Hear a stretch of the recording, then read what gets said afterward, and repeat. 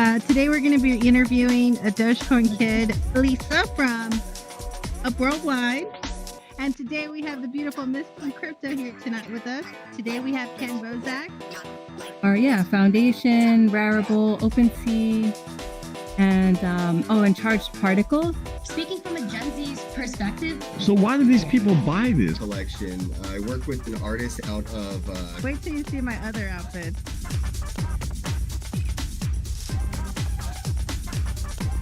Hi everyone, welcome to episode 7. Live on Altspace. If you don't know what Altspace is, we are on Oculus Quest, PC. You can get on your MacBook, your Windows, your Surface. Just do it, okay? Just join us. All right. So today, we're not going to have an usual show like we usually do. We're going to have 2 NFT artists today. On our right, we have Daniela. Hi, Daniela. Oh, it's like Daniela. Daniela, hey. And then we have Layer on this side. And we are going to hear about their stories. We're going to hear about how they got into NFTs. We're going to hear how to pronounce this word behind me. And we're going to have a lot of fun. Any questions? We're going to have them towards the end. So let's get away. Jerome, let's go. So we'll start with Anomaly, which is how we met the two of you guys. They put in a piece for this a piece bringing of art gallery. So it's going to be a bunch of different art pieces, and it's all representing peace. They're all anomalies, and they're going to be sold on the Art Gallery Auction House, AGA, which is a Telegram group where you can join in and auction your art pieces, your NFTs. So I want to hear from you guys. Tell us about your art pieces, what you guys submitted, and why you submitted it.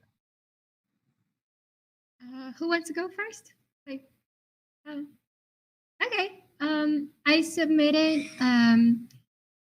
It was supposed to be abstract, and I had just recently finished a tattoo piece that was like an entire arm of abstraction, and there were I painted it with like brushes, and then I tattooed over it.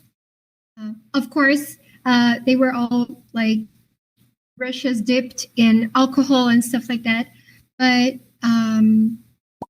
and it was very, very peaceful, the process of making it. It's like a mix between pain and peace. And I really loved the end result. It took like a couple, I think 4 months to end it.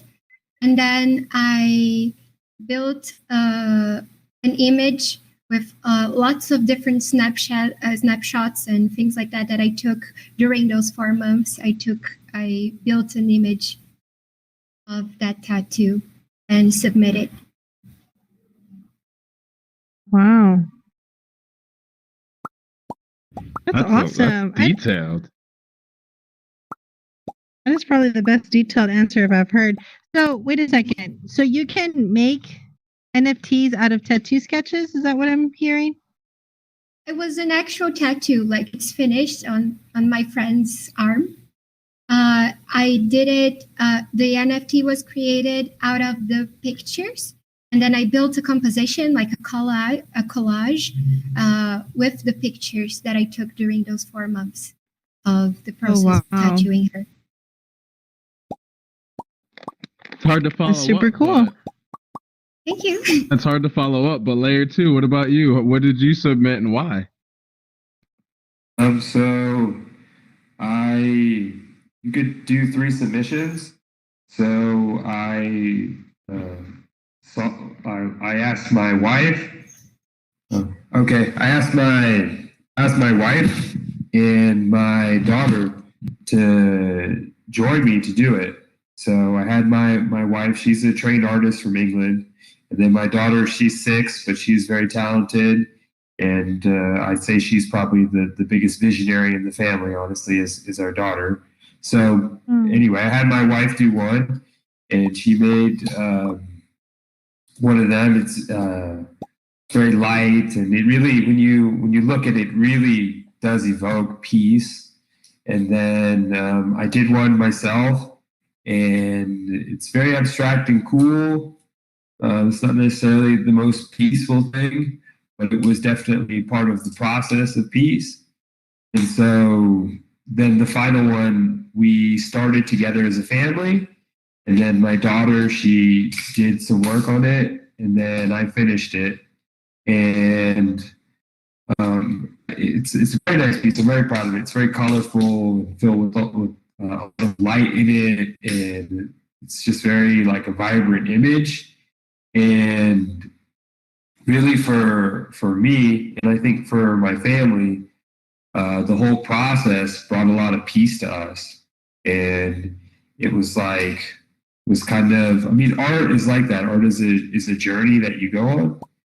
And it surprised me like how much of effect that it had, because it was, just make a submission for this, and all right, it's about peace, but it's like somewhere in the process of it, you could see like where there was a lack of peace in some respects. And then by the end of it, you could see like where the peace had come in our lives, or in my life specifically, really. So I just thought it was a really good assignment. So That's I'm happy with the beautiful. I results. thought it was going to be hard to follow up on her answer, but I mean, that was an amazing answer in itself. Like, bravo, family. That's awesome, guys. You guys are a tough act to follow up, but do you have any questions for them next? Yes. So one of the best questions out there is, how did you guys get started? So what inspired you to get into the NFT space here? I'm an artist, so I've been working as an artist, and just posted something on Facebook like a few months ago. It was like February or March or something. And I had just actually gotten into crypto at that time. And then I think maybe 2 or 3 weeks after that, a friend of mine saw my post on Facebook, and he was like, "Hey, it's really nice, your work. And, there's a lot going on. On like the virtual space, there's like people throwing a lot of money around, you might want to like look into it." And so then I started looking into it that night and the next night. And then I think like 2 or 3 or maybe a week later, people sold that piece for like $60-70 million. And so then the whole thing started to blow up all of a sudden. Like literally as soon as I like opened the door, it started to just like explode. So I got into it and I thought it was cool, but it was just really difficult to get anything going.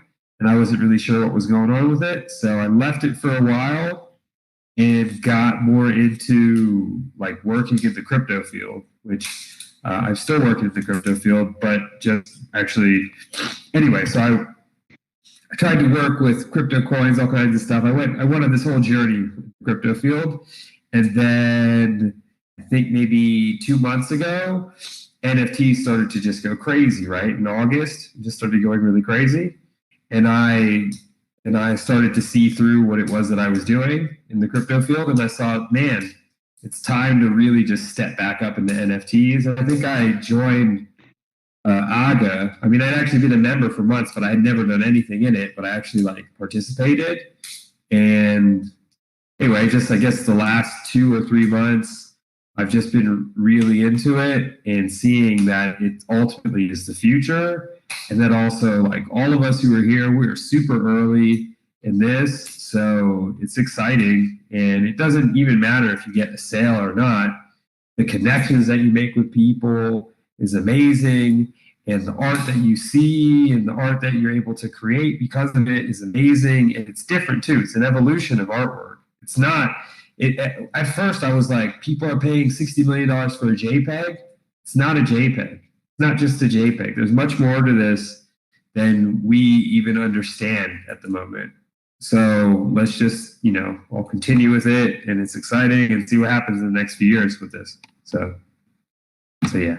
Great points, and I definitely want you to answer that same question as well, Daniela. But before Daniela answers that, I love to ask people, engage them. When did you first see the word NFT? Like, when did you first when did it first catch your attention? It was when my friend sent me that message and said there's a lot of money in Earlier this, and this I was year. like, okay, and yeah, and like February or March the or something, and trail. then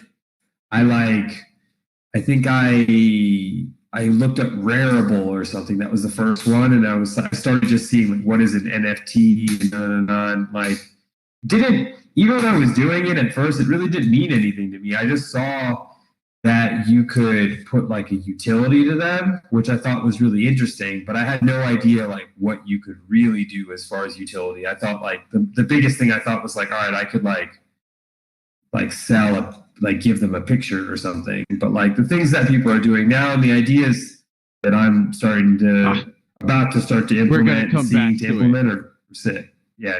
I want to talk more about all the things that you're seeing across the space, but I want to give Daniela some time to shine as well. How did you get into the NFT space, and how did you find this journey? Oh, hi.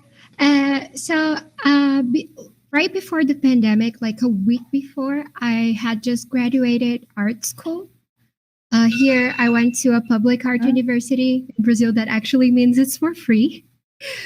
And but it was one of the best art schools in Brazil, and you get to see how like the art world is built, the galleries, and how it works to be in that circuit, like in that mechanism, and how you sell art and things like that to galleries.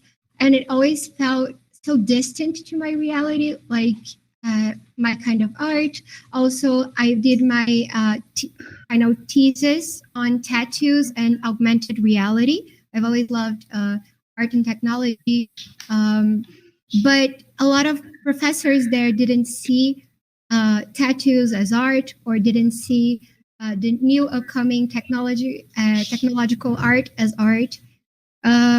So it all felt really stifled and weird. And when I saw NFTs, I was really hopeful. I was like, "Whoa, my work could actually end up in a real gallery. It's virtual, but it's still a gallery." And the path to selling your art and being on galleries and having collectors looking at your work is still there are still a lot of like things that block your way in NFTs. There's still like most people that are making it are white men. Like there are still things like that going on, but the entry is a little bit easier for people with less money. For like there's Tezos blockchain like Hikatnang and things like that. There are paths, there are ways that I don't see when it comes to traditional art galleries. So I was really, really excited about that. In the beginning, like I spent a couple of months researching NFTs before actually minting my first art, because I saw the environmental like things, all the news outlets talking about NFTs and stuff like that, and I was worried. But then after knowing all the facts and knowing how it works and actually getting into the mechanics of it, I was like, whoa, this could be amazing and huge and actually less impactful than traditional galleries for the environment, and more impactful than traditional galleries for artists and for diversity and for international artists like me, other Brazilians. I see a lot of Latin American people and Asian people out there. Like I follow so many people from all around the world, and I've seen so many stuff that I wouldn't be able to see on the traditional gallery world. So that excited me a lot. Wow, that's amazing. Congratulations on your graduation for art school. That's awesome.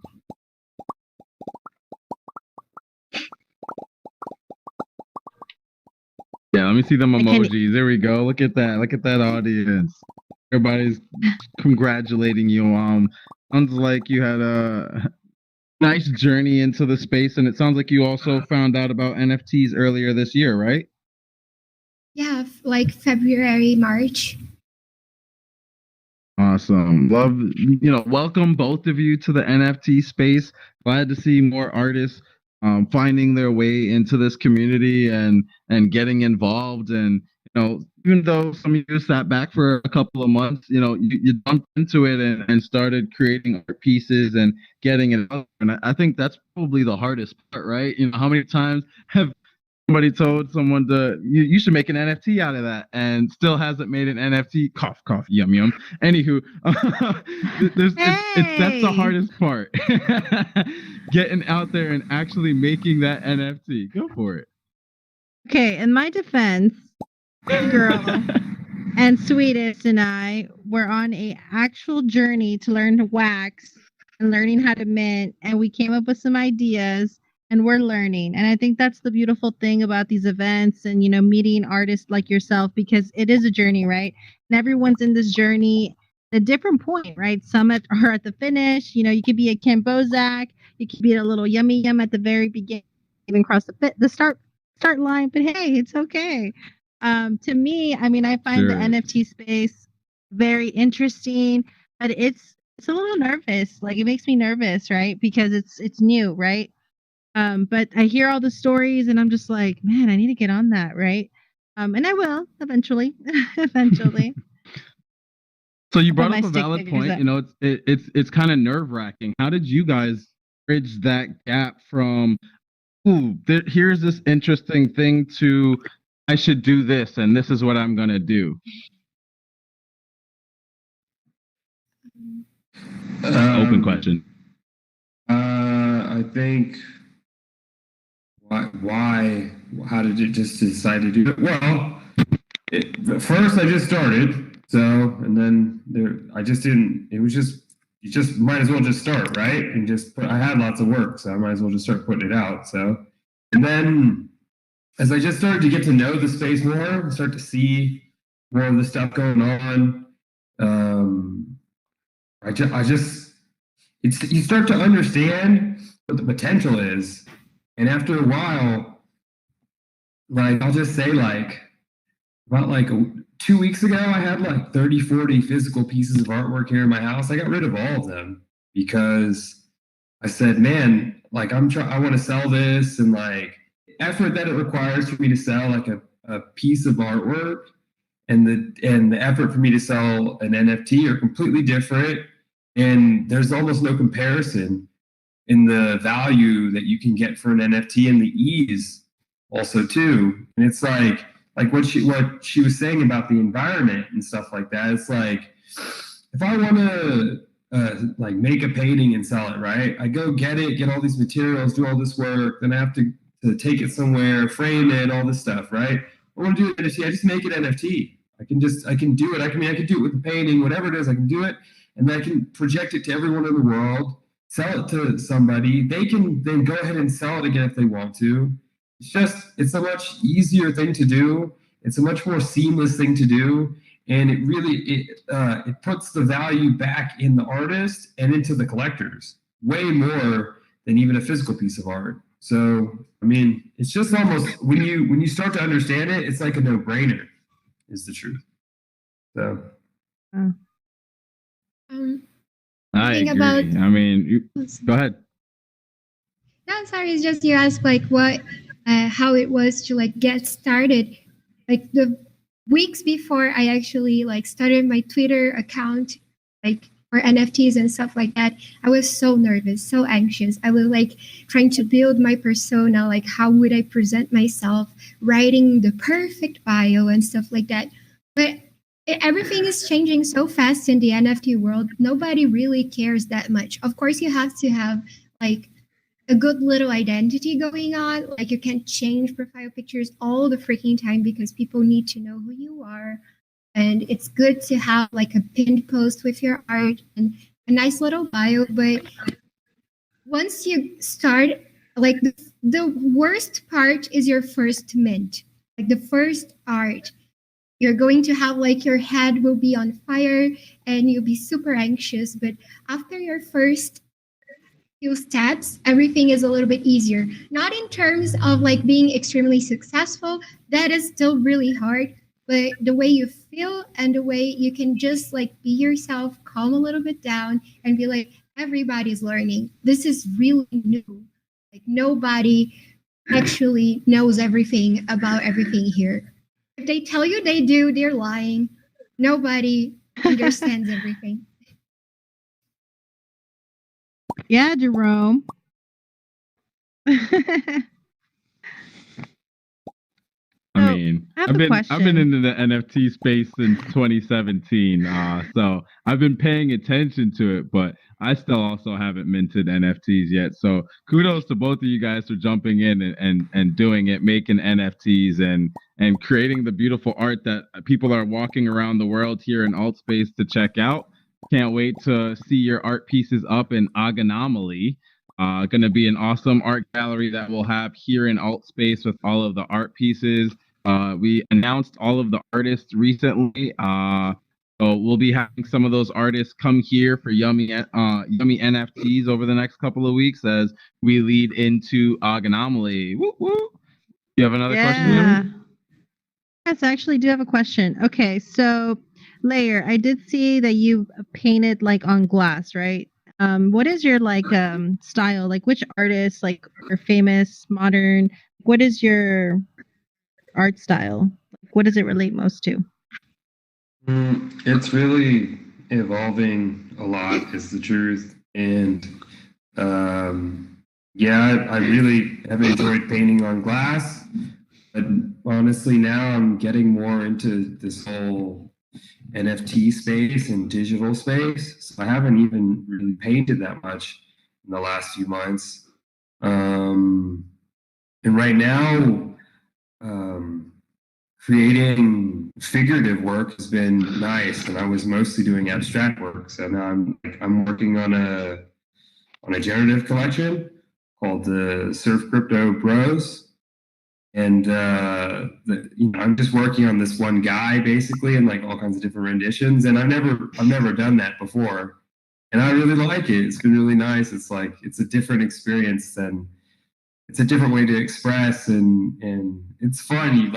You get to know this like character or something. It's like kind of weird. He like becomes like your kid in some kind of way, and he's like starting to have a personality, and I don't know, it's just a different way to create. I mean, it's just yeah. So that's where I am today, and I'll say music too, creating more music. So, yeah. It's awesome. What about you, Danny? Who do you relate to the most as an artist? I don't know. I like to take like reference from a lot of digital artists, like illustrations and stuff like that. But I also like taking reference from older, like paintings, sometimes Art Nouveau. I really like the aesthetic. I like the aesthetic when it comes to technology and art, and like mixing augmented reality and traditional art. Like I have a couple of people I follow, but right now I forgot to like write their names down, and I'm really bad at names. But I do have a couple of artists, like modern artists and old timey guys that I follow, and I take reference from a bunch of different people. And I think like that building your own art has a lot to do with who you follow and how you absorb other people's techniques and everything like that. Oh, very well put. Very well put. Awesome. So, Jerome, I think it's time for us to head onto the floor so that we can check out their art. I think it's time. I wanted to ask one more question before we do it. And then, yes, take pictures. Everybody start thinking about what piece you want to take a picture next to. But before we get down on the floor and start taking pictures with some of these awesome pieces on the floor, I wanted to ask both of you, earlier you had mentioned that you're learning more about Wax. You were talking about Rebel, which is on Ethereum. You're talking about Tezos. What do you guys recommend for some of the platforms that people should maybe use as a beginner, or that they should check out? I think it depends on how much. Oh, sorry. Of course. Go ahead. Go ahead. Ah, Go ahead, okay. Dani. I think it really depends on how much money you have to start. Like, Ethereum is a really solid network, but Tezos is becoming more solid, and there's more than one platform built on Ethereum. Like there's Calamint, there's Hiketnung, and it's Object.com. There are other platforms building on this chain as well, although it's a little bit newer. It's very low price entry, and it's way better for people internationally. Like I could only afford up until now 2 mints on Ethereum. I only minted twice because its dollar is just like way too expensive for me as a Brazilian, and like Ethereum, the gas fees and everything.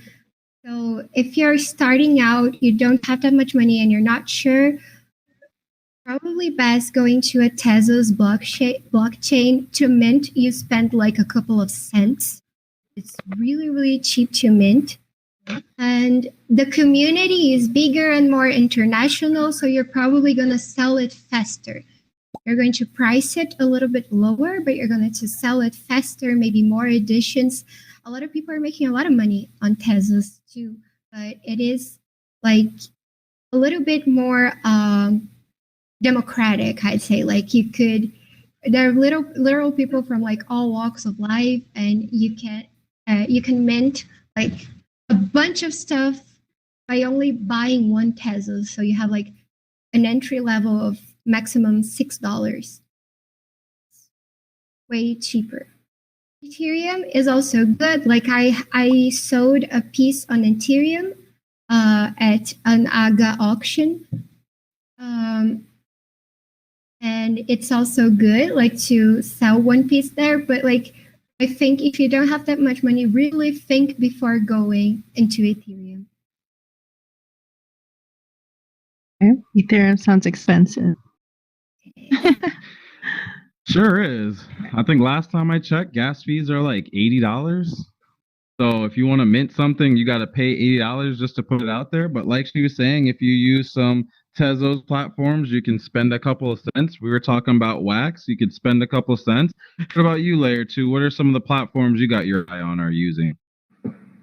The only thing I'll say really is with OpenSea, you can mint as much as you want or create as much as you want there. You just have to pay the initial gas fees. So this is kind of an interesting thing because you could essentially pay something like $100 or $150 or less than that, and then you never have to pay again, and you could make as much artwork as you like. So that's an interesting part. But what she said, I've consoled people and said the same thing. Like, if you're just starting, in fact, I've even like for a handful of people, I've been like, hey, you want to create NFTs here?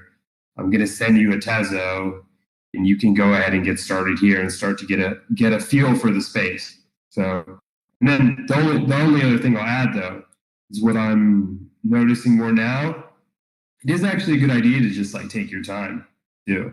So like see what other people are doing, study it for a while, because really this success in the space is more in organized drops and in an organized way of presenting yourself.